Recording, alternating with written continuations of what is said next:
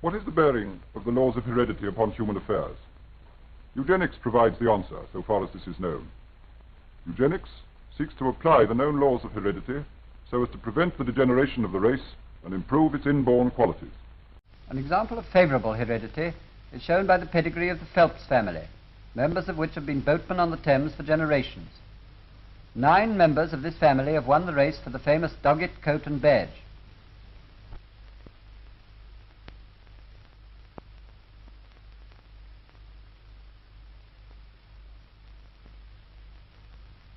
On this diagram, the 9 winners are shown in white. The present head of the family, whose father was a royal waterman, is Bosse Phelps, the King's barge master, now no longer an active sculler himself, but still a coach for others.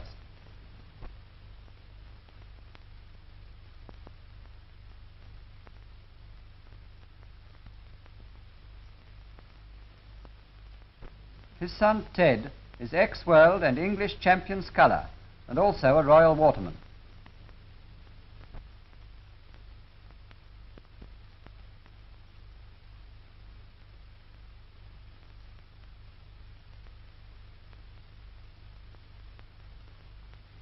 Ted's brother, Eric, is challenger for the English championship, and, like Ted, he shows the superb physique which has been in his family for generations.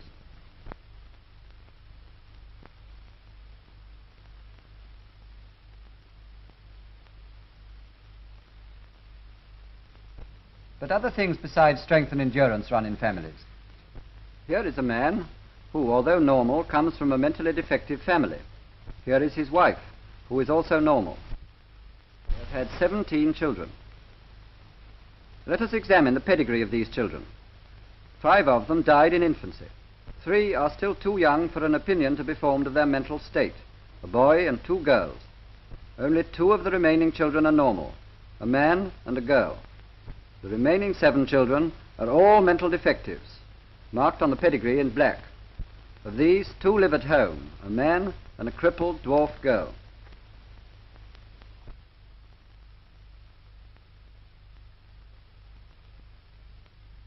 There is 1 man in an institution and a woman with the mentality of a child.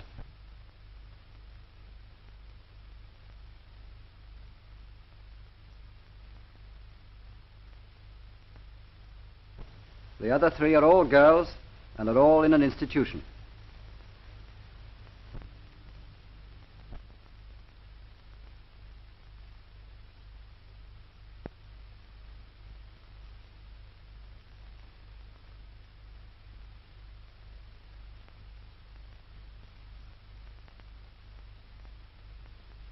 How has this disastrous state of affairs come about?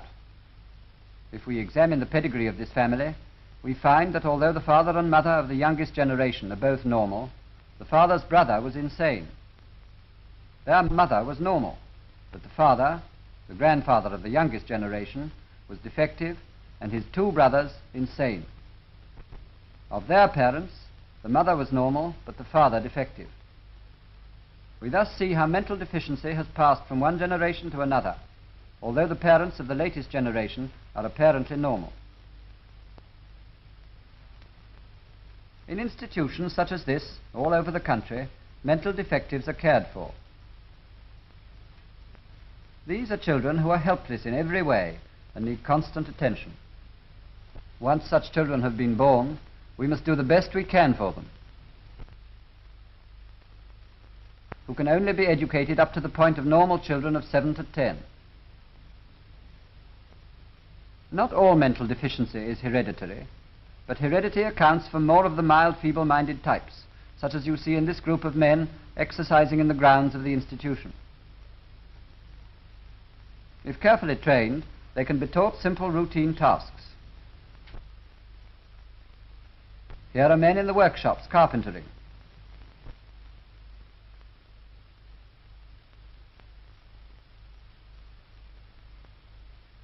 Some of them are taught to do the boot making for the colony.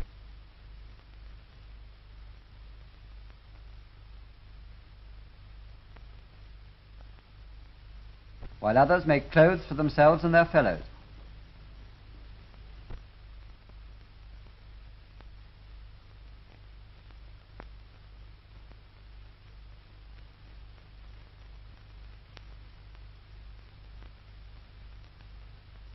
Once they have been born, defectives are happier and more useful in these institutions than when at large.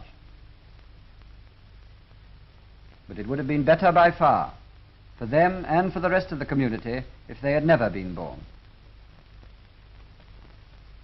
Let us turn to a happier picture of the power of heredity. Here is the pedigree of the Godfrey family, famous as bandmasters in the Brigade of Guards for 120 years. Figures in white indicate the members of the family who have revealed unusual musical ability.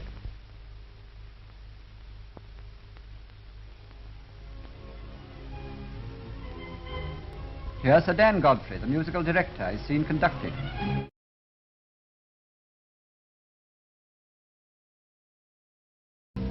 Many members of this family have musical degrees and are directors of orchestras.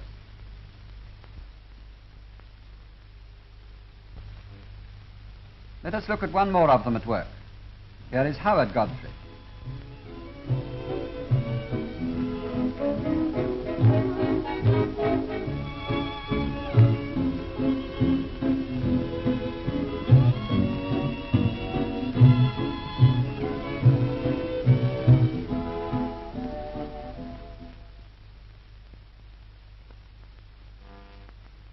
Another famous family is that of the Terrys. All the individuals drawn in light colour on this pedigree possess exceptional talents for the stage, music and art. Dame Ellen Terry, the great actress, was one of the most outstanding members of this family.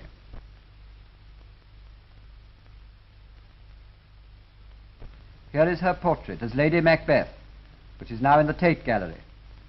Beside it stands her daughter, Edith Craig, who is an actress and an expert in historical stage costume, and well known as a producer of stage plays and pageants.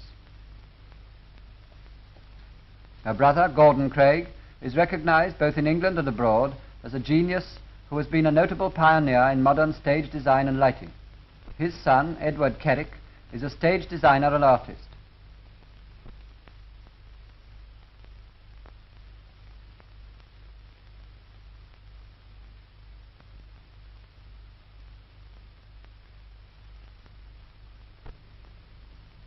Now let us see some of the other well-known members of this family. Ellen Terry's brother, Fred Terry, the famous actor, married Julian Nielsen, an actress and singer. Their daughter, Phyllis Nielsen Terry, is a distinguished actress with a beautiful singing voice. Her brother, the late Dennis Nielsen Terry, had a distinguished career in the theatre, and his daughter, Hazel, is now at the beginning of her career on the films. Nearly ready? Thank you. Quiet, please. Turn them over. Speed up. 23, take 1. Action. Hello. Yes.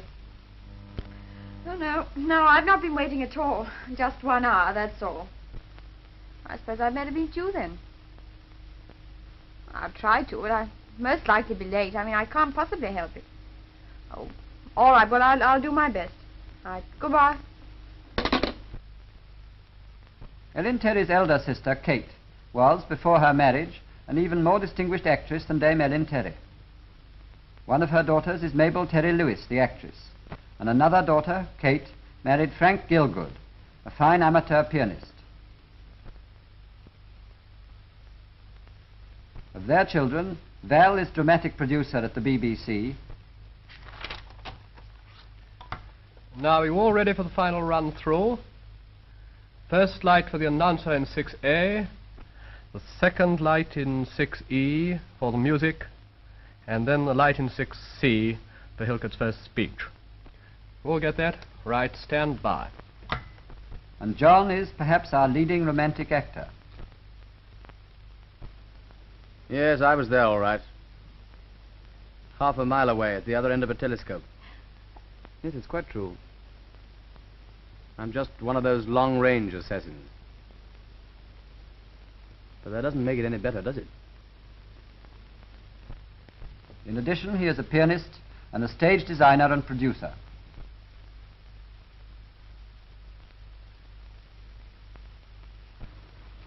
In discussing human genetics, we have to take account of what we call differential fertility.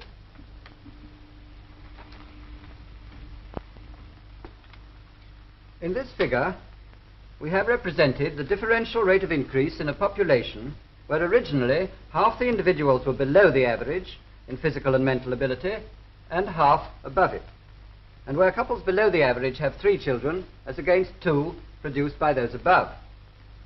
In the first generation, there will be 3 below to 2 above. In the second, 4.5 below to 2 above. In the third, 6 3/4 below to 2, and in the fourth, rather over 10 to 2. The lengths of these grey and white strips represent the average of the population of each group. So you see that in a mere matter of 4 generations, individuals below the average have become more than 5 times as abundant as those above it. And so, if we want to maintain the race at a high level, physically and mentally, everybody sound in body and mind should marry and have enough children to perpetuate their stock and carry on the race. Lastly, I would like to thank the distinguished members of the Phelps, Godfrey, Terry and Gilgood families for their invaluable help. Thanks are also due to the warden and medical staff of the institution for training mental defectives. And finally, we want particularly to thank the father and mother of the family showing mental defect for their public-spirited cooperation.